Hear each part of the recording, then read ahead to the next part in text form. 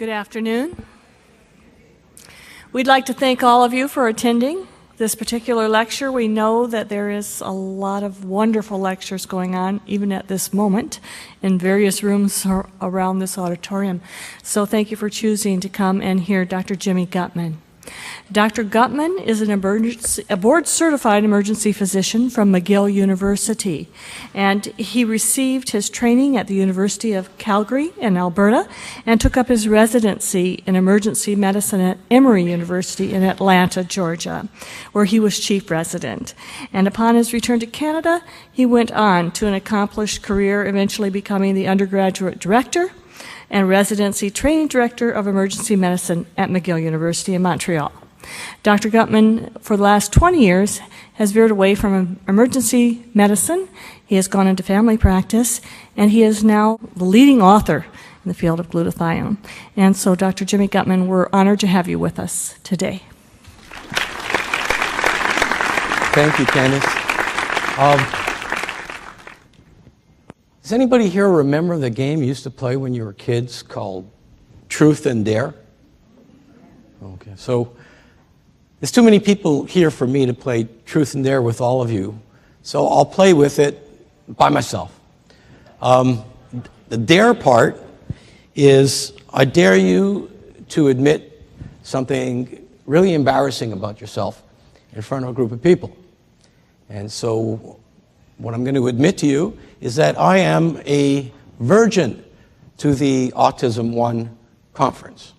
This is my first time here, and I have to tell you that in the last week or last few days, I've certainly lost my virginity in this AutismOne conference, and just like losing one's virginity, it's a life-altering experience. And what I have come away from is a life-altering experience after several conversations and sitting on a bunch of lectures and speaking to the parents. This is really something else. So I thank everybody for putting this together. I thank the organizers for having me. But this is a trip. That's the dare part. Let's get on to the truth part, right? The truth part's a little bit trickier, and the truth part is a little bit more political. The truth is that the Orthodox medical community does not accept raising glutathione as a treatment for ASD or autism. Now, why is that? Y'all have been sitting in on a number of lectures, some more complicated than others, but it's quite clear, as presented by some brilliant minds, that glutathione plays such an important role in autism. So why hasn't this exploded yet? Well, y'all know the challenges of trying to get funding for autism. And one of the things that one would have to accept by taking to heart that glutathione is important in autism, you would have to accept that exposure to toxins, in particularly mercury, is important in the development of autism. By doing that, you're potentially putting a large group of people, a large industry, culpable, worried about having their cells pointed out and saying, you're guilty of something. So it becomes difficult. And when I talk about glutathione, and as soon as I talk about glutathione and mercury to a number of physicians, this becomes a kind of a cringe-worthy position. And so the money needs to be found, the time needs to be put in to continue chasing down this thesis that raising glutathione in autism is going to be one of the more important things that you could do. And I say you, I'm not just talking to the scientists, I'm not just talking to the clinicians, I'm talking to the parents. So along those lines, talking to parents, I've given many talks to families and many talks to the general public. I've given just as many talks to medical audiences, giving grand rounds, speaking at conferences. More rarely do I speak to a crowd of physicians, researchers, and parents at the same time. But this is the first time I've ever spoken to a crowd of clinicians and parents, but parents that generally know more about this disease process than the average doctor out there in the field. So this made me anxious giving this talk because I didn't know at what level I should be speaking at. Of course, I have an academic background, I've done research, so my inclination was try to impress the hell out of the other researchers here and the scientists here. I'm not going to do that because I can get a hold of these people through the internet or at conferences. I'm going to speak at the level of the parents here, who are quite sophisticated in this. So if there's stuff that comes up that looks like perhaps I'm patronizing, I apologize in advance. If you need more information, you can reach me. I'm also going to be at the Immunotech booth out there after the lecture and into the evening. So I'm going to also consider that I may not be the only AutismOne virgin here. And there's probably some parents here that, oh, there's one. Okay. Wow. Truthful. So for you guys, I don't know what your level of knowledge is about glutathione. So I'm gonna start really on a very basic level. So glutathione. This particular community of people who are interested in autism is extraordinarily unique in that it may be the first time I ever walked into a group of non-professionals, and most of you have heard of glutathione before. When I go to speak in front of a group of doctors that are not interested in autism, sadly enough, most of them don't have a clue what glutathione is. Don't have a clue, even though there's over 100,000 articles written on glutathione. So this is very, very easy for you to access online. And you need to do this. You need to verify whatever anybody else is telling you. You need to do your own homework. And this is a bunch of keeners here. You all do your homework like crazy. Okay, so glutathione. Again, I'm sorry if this is patronizing for some of you, but I just want to get through some basic slides. Glutathione is already in your body. It's already in your kid's body. It's in every cell of your body. Okay, it's already there. Glutathione is already there. It's not a foreign substance to the body. And if you start to do a little bit of reading on glutathione, you will just be quite overwhelmed at the number of roles that glutathione plays inside of your cell, in your physiology, in your biochemistry, at many, many levels. But I'm going to try, because we only have less than an hour, to simplify some of these roles. If you remember the word AID, then you're probably going to cover 90% of what glutathione does in your body. A stands for antioxidant, I for the immune system, and D for detoxification. Let's look at these in turn. A for antioxidant. Now you see a statement up there, almost looks more like a marketing statement than a scientific statement. Glutathione, the master antioxidant. Now, why would anybody have the audacity to make a statement like that? Well, quite clearly, glutathione, and I'll give you a number of reasons why it's the master antioxidant. Now, I didn't put down the most powerful antioxidant. I didn't put down the strongest antioxidant, because quite eloquently, I sat in on a lecture by Dr. Richard Death, and he said something I thought I really, really appreciated, and I think not enough people appreciate. It's not about being the most powerful antioxidant, because whether you believe in God or whether you believe in Darwin, we are designed to have a certain level of oxidation. We are designed to have a certain level of free radicals. And you can't just wipe out that system.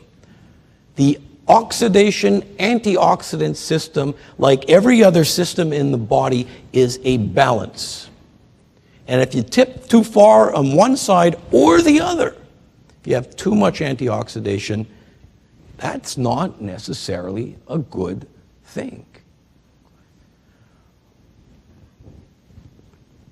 The eloquence about glutathione, because it already exists in your cell, this is beautiful. If you can prompt your cell to make glutathione, your cell has an innate intelligence that's been there for hundreds of thousands of years, whereby it will make its optimal amount of glutathione and no more. You can't force your cell to make more than its optimal amount. So it's self-regulated, so you cannot tip over where you've got too much antioxidation on board. This is such an eloquent system, of course, designed by nature. The other reason, and this one will also strike home for you, we know in science of over 2,000 different antioxidants. And y'all could shout them out, vitamin C and vitamin E and pycnogenols and a long list of antioxidants. You go to the corner store, you find a wall full of antioxidants. Now the difference between those antioxidants and glutathione, number one, glutathione is the only antioxidant, after it neutralizes a free radical, does not itself turn into a free radical. The only one. And finally, the bottom line on glutathione and antioxidation is that all of the other antioxidants that we know of, all of the other antioxidants we know of cannot work without the presence of glutathione. Because if you look at all these antioxidants working like a series of gears in a clock, well, a clock needs a spring, and the spring that's driving the whole process of antioxidation is the glutathione molecule. And again, we can get into the biochemistry, but I would bore the hell out of you, and we can talk about that later this afternoon. So A, glutathione, the master antioxidant. I, glutathione is literally nutrition for your immune system. And we could spend 2 weeks just looking at glutathione and the immune system. I'll really condense it down into a few sentences. People with low glutathione levels have poor immune function. People with high glutathione levels have a much better, more profound, active immune system. And we've looked at this back at McGill University for over 40 years. Some of our initial studies was looking at the model of immunodeficiency, which is AIDS, HIV. Okay, this is an immunodeficiency disease. And we knew that AIDS patients, and this is studies done in Stanford, California, that AIDS patients by definition were going to be glutathione deficient. Not only glutathione deficient whole body, but glutathione deficient in the specific lymphocytes, the specific white blood cells that went wrong in an AIDS patient. So what do you do with that material? Try to raise glutathione levels in AIDS patients. And we did that. We did those studies. We got funding from the Canadian government through what's called a HIV Trials Network. Outside of the studies, we were taking guys who weighed 80 and 90 pounds and getting them back to work. But we don't put that in the study. But what we put in the study are things that the scientists are and that clinicians are interested in, things like viral load, CD4 lymphocyte count, and all these other parameters that we use to measure the progression of an AIDS patient. And we attracted a ton of attention. And probably next to the autism community, the community that knows more about glutathione than anybody else, is the HIV/AIDS community. But this applies for AIDS, it applies for hepatitis. We've done studies in bacteria. Any infectious process is going to drop your glutathione levels. So glutathione nutrition for your immune system. D for detoxification. I think if anybody wants to learn anything about detoxification, they need to show up to a conference like this. And what does glutathione detoxify?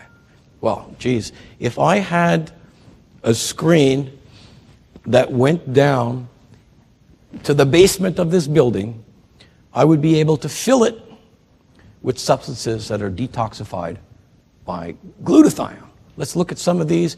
We're looking at automobile exhaust. We're looking at pesticides. We're looking at herbicides. We're looking at all that junk that comes out of the chemical industry. We're looking at, here's one that's going to strike home. We're looking at mercury. We're looking at most other heavy metals. And in fact, the way glutathione deals with these heavy metals like mercury, like lead, like cadmium, it actually chelates them.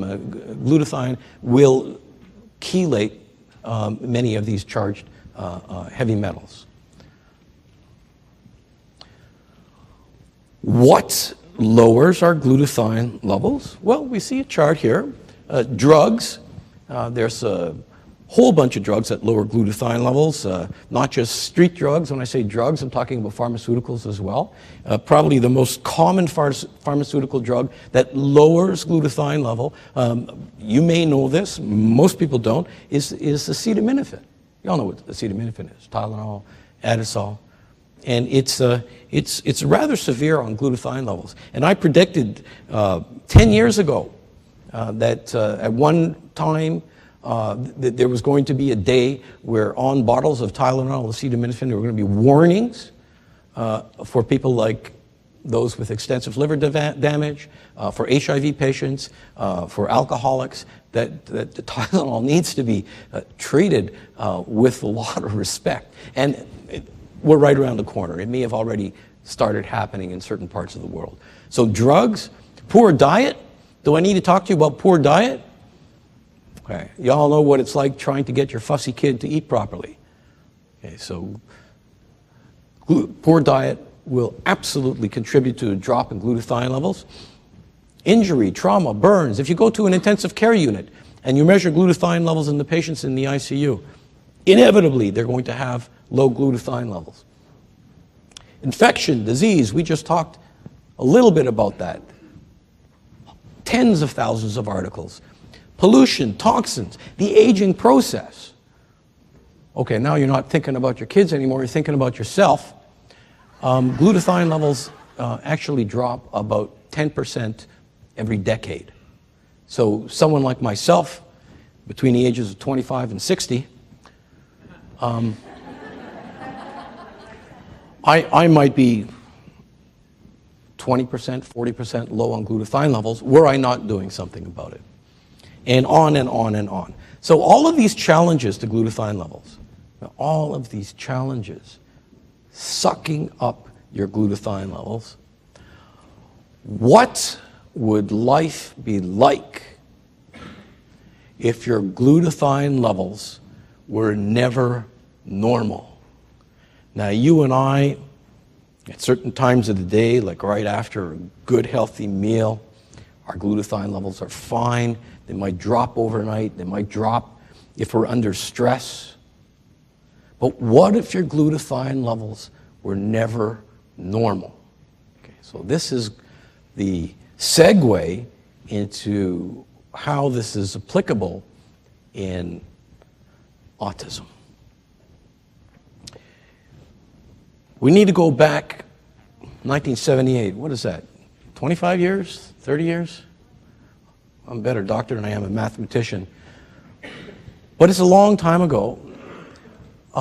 and there was just a couple little articles that came out. In this case, it was a French article that discovered that autism, kids with autism were going to have low glutathione levels. I mean, look how old this paper is. They didn't even call it autism. They called it infantile psychosis. Old name, old name. And this kind of went to bed in the research community for a number of years, and didn't really come back until this century, where here we see a couple articles coming out of Scandinavian countries that, again, looked at this and documented that glutathione levels are low in ASD. Okay, so interesting, but again, didn't drum up a lot of attention. It wasn't until I believe that this is for me anyways, was a breakthrough article. This is work that was done by Jill James in Arkansas. And her paper came out and for whatever reason made a big splash. It certainly caught my attention and got me going on this. And clearly, it showed that the vast majority of kids with ASD were low in glutathione. Not a little low, like low. And that garnered more attention and more research, and we started looking at other places. I mean, certainly that research has been repeated several times, demonstrating low glutathione levels in autistic kids. But here, something a little bit with lateral thinking. What about moms? What about if the pregnant mother was low in glutathione? Now, we didn't go ahead and just look for pregnant mothers. This group over here was looking for a specific gene abnormality. See, not everybody has normal glutathione. There are errors of metabolism whereby some people are missing specific genes that have normal glutathione levels. And if you follow these people, if they get pregnant, they have a much higher risk of having an autistic kid. That's lateral thinking. And if you look at this specific group of gene abnormalities, and I'm not saying that autism is a genetic abnormality, I'm saying that if you have abnormal genes for the production of normal glutathione levels, your chances of developing ASD are far greater. So you got to keep on digging. And when you dig further, you find out that it's not just whole body glutathione levels. If you actually get these kids' brains on autopsy and look at glutathione levels in the brain of autistic kids, you will find low glutathione activity. So we're getting closer and closer to what's going on. I haven't seen any studies that actually did biopsies on the kids' intestinal system or digestive system. Somebody's going to look at it, and I'll bet you they're going to find the same thing. You recognize some of the authors here. They were speaking here this weekend. Brilliant people, the brothers Geyer, and made the association between mercury and glutathione. And of course, the major substance in your cell, in your neurons, to eliminate mercury is glutathione. All right. I've seen this slide or similar slides flashed on the wall in several lectures. It's the result of some brilliant work of a number of scientists. I think Jill James is the one to put it together, for me, the most eloquently. And I don't want to go through the biochemistry with you. There are other lecturers that are far better than I am in explaining the biochemistry. And there are some people in this room that just don't have a background in the biochemistry. And I don't think that's why you came to this lecture, it's for me to teach you about molecules. But let me summarize just quickly over here. There's a number of cycles that take place. And remember, this is still a simplification of what's going on. You've got the folate cycle, you've got the methylation cycle, and the transsulfuration cycle. Okay, and these all work in tandem. Now, I'm spent the better part of last night wondering how to translate this to a lay audience. So I pulled out some pictures. Last week, I actually spent 2 weeks in Britain and Ireland giving lectures on glutathione. And what I learned in the UK, please listen to this carefully. Americans should not drive in the UK. First of all, you get into a car and every cell of your body says, oh my God, I'm on the wrong side of the road. And the other thing that you see a lot more of, I've only ever seen this in Boston on a regular basis, are these roundabouts. Traffic lights? What's a traffic light? You got to get through these roundabouts. And they can be a mess. Here's a simple roundabout. Okay. Here's a double roundabout. Okay. If you're an American, okay, try to get from there to there. Think you can do it? Betcha you can't. Not on the first try. Here's a triple roundabout. By the time you're finished this, you have no frickin' idea which way you're heading. Okay. Why am I showing you these slides? Why am I showing you these slides? Look at this diagram, and let me show you where some of the problems might take place. Free radicals, oxidation, oxidative stress, all these words that you hear bouncing around. Let's consider that little red, nasty-looking thing a free radical. And we look at where the free radicals can affect these roundabouts, these highways. It could be at the folate cycle. It could be at the methylation cycle. It could be at the interchange where homocysteine turns into glutathione in the sulfuration pathway. So that's where the free radicals can interfere with the flow of this traffic. And we know that these free radicals can be, we know that glutathione is a key for mopping up these free radicals.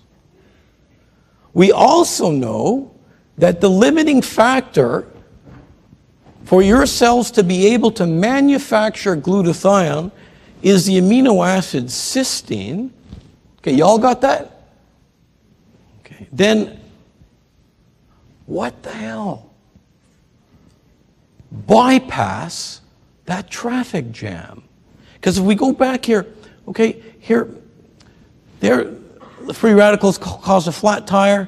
There, the free radicals stalled car. There, the free radical is caused an automobile accident.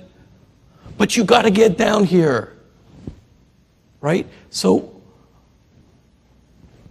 this is my thesis. Bypass the traffic jam by entering at this point, by raising cysteine and allowing your cell to make glutathione.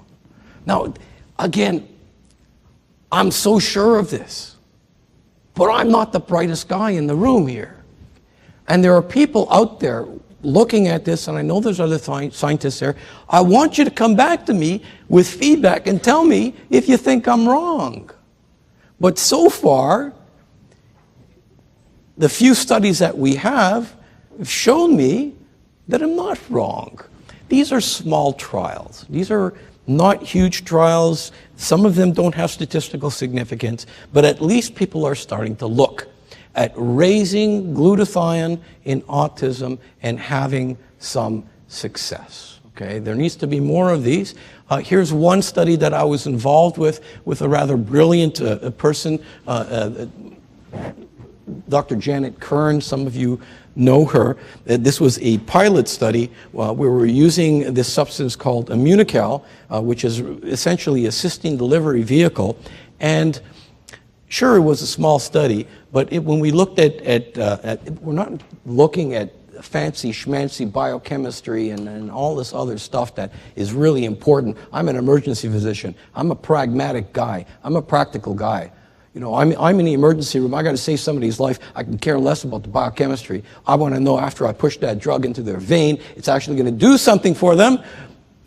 Here we're looking at things, behavioral scales in these kids, and again, small numbers, but they all improved. They all improved. Can we walk away with this and say this is a cure? Absolutely not. We need to do much more research. And when we say much more research, I'm going to explain what a meta-analysis is. Many of you already know what a meta-analysis is. For the layperson, you take a whole bunch of different research studies and you lump them together and you try to make sense of them. In this case, they took studies all the way from 1979 to the time they published the article, and they had almost 40 studies looking at glutathione and autism, and they concluded, yeah, of course, glutathione is important in all these pathways here.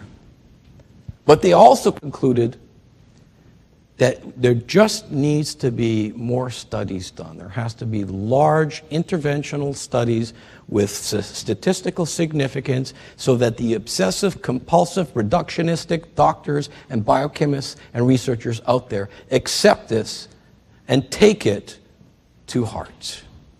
And that's one of the things I'm asking you guys to help me with. This is a study that I'm involved with. This is down in Florida at Nova Southeastern. It's also funded by a very, very great group of people, the Mailman Siegel Institute, who focuses on autism. So you need to look at this. I need your help. Everybody, we all need each other's help.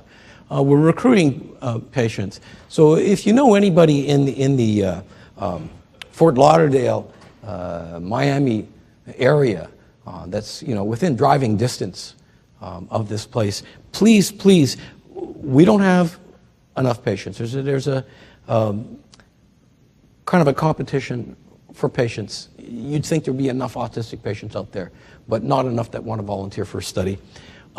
We're looking at a double-blind interventional study.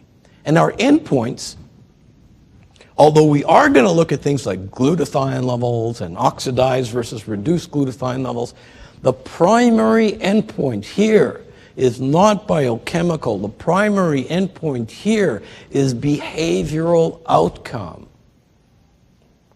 Again, the biochemistry is essential for our understanding, but we could care less unless a kid gets better. The eligibility is kids who are 3 to 5. It doesn't matter if they're males or female. I'm going to leave this slide up just for a couple of minutes. There's an Immunotech booth out there where you can get some of the forms and a clinical download from the Clinical Trials Network. You could look it up yourself if you're electronically inclined at the clinicaltrials.gov. This is the study number. Or you can call the main researcher there, and some of you know her, Dr. Cass John. That's her phone number. But please, don't wake up at 2 o'clock in the morning and go, great idea, I'm going to call her. Okay, wait till tomorrow. Or actually, tomorrow's Sunday. Wait till Monday.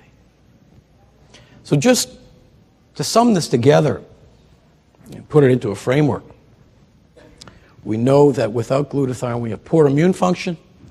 We know that with low glutathione, we have free radical damage. We know that with low glutathione, we have a buildup of this huge number of toxins. All of these lead to inflammation of the brain and damage to the nervous system.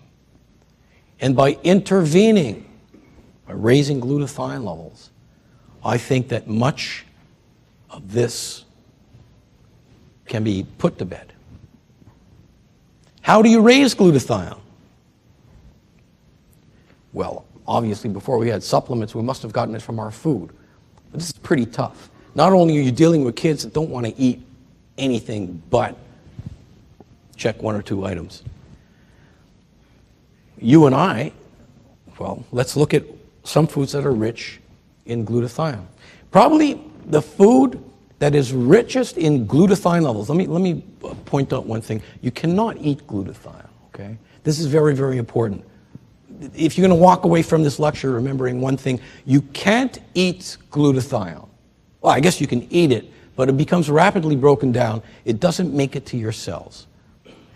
Okay? The way to get glutathione levels up in your body, up in the cells, up in the brain, is to give these cells the building blocks, the nourishment, what we call the precursors for the cells to make glutathione themselves. So where do we find glutathione precursors? Well, in our life, the best source of glutathione precursors is in mother's milk, something that's really easy to get. No laughs today. Once in your life. The other place that you can get glutathione precursors is not just in human mother's milk, but is in animal mother's milk. But there's a problem there. What's the problem with whole milk for kids with autism? I know you all know the answer. Is that they're also getting a lot of casein. And the casein, as you've seen in other lectures, is problematic. We can get it from fresh vegetables. Now, why do I say fresh milk? Why do I say fresh vegetables? Because the precursors for the cells to make glutathione are extremely sensitive to heat, what we call thermolabile. If you heat these proteins, they lose their ability to raise glutathione levels. So if you're talking about milk off the shelf, even if you wanted to try that, there wouldn't be any glutathione precursors in there, because what do we do to milk? What do we do to cheese? We pasteurize them. Pasteurization is heating. So we've killed the activity of these proteins in their regards to raising glutathione. Vegetables. What do we do to vegetables? Well, sure, sometimes we eat them raw. But this is hard to get in 2014.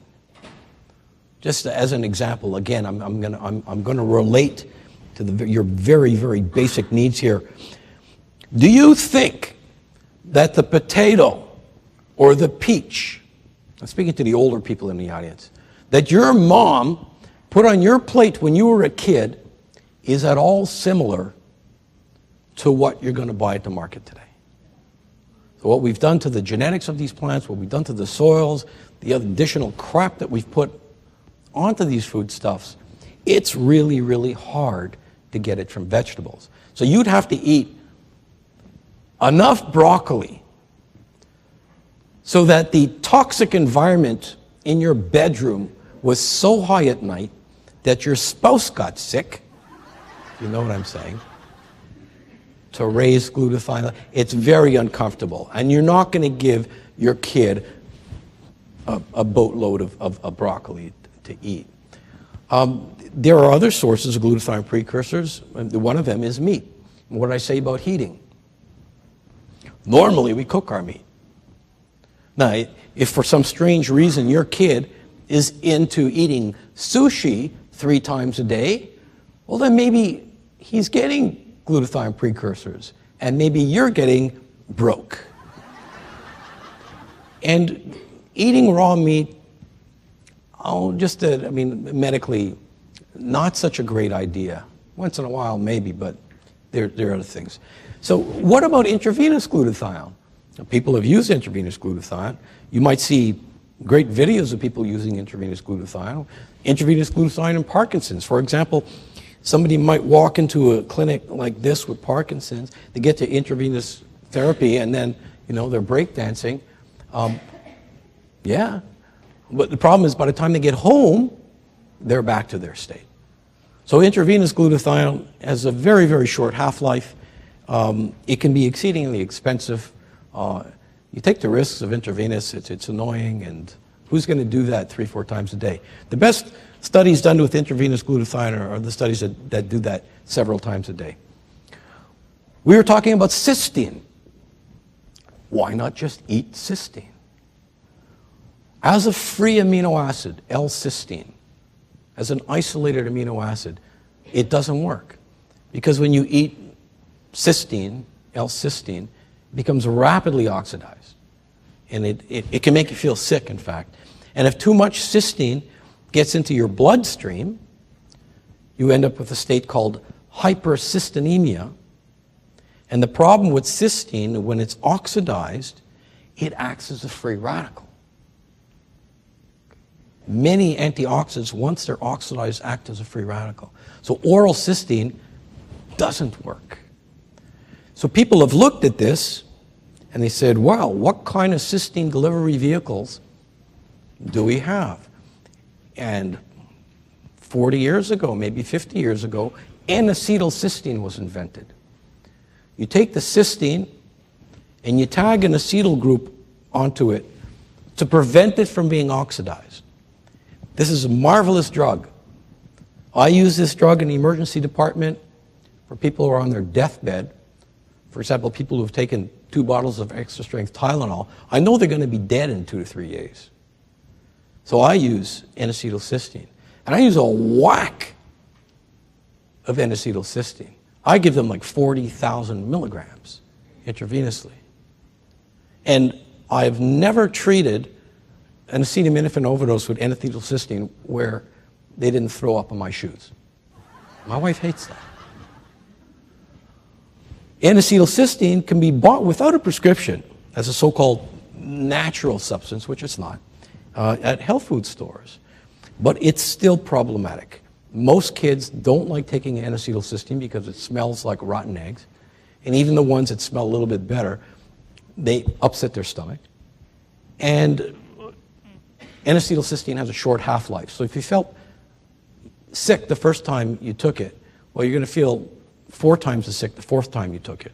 Because of the short half-life, you can't just take it once a day. It makes no sense. You get a spike in glutathione, and then sometimes it crashes down even below baseline. So you need to give it multiple times during the day. When I treat somebody in the emergency department with N-acetylcysteine, I hang up a bag, and it's delivering the N-acetylcysteine over a 24-hour period.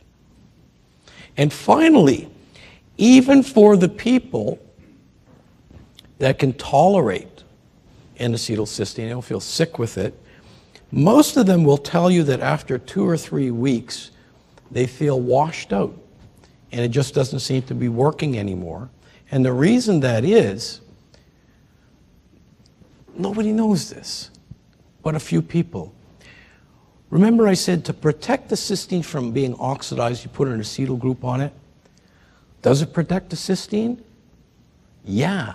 How much does it protect the cysteine?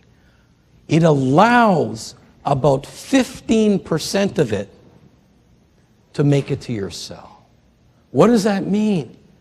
It means 85% of it is out there being oxidized, and eventually you build up hypercystinemia and you end up with a pro-oxidant state, and you've completely undone what you hoped you'd be doing. So for short term, the drug N-acetylcysteine, sure, it's great. For long-term use, just don't suggest it. Then there are subfractions of whey proteins. You all heard of whey proteins. The problem with most whey proteins is that they're derived from the milk industry. What do we say about any milk products? What do you do with them? Pasteurize them. Okay, so the majority of the proteins that you will find in whey, even whey protein isolates, they're usually highly degraded.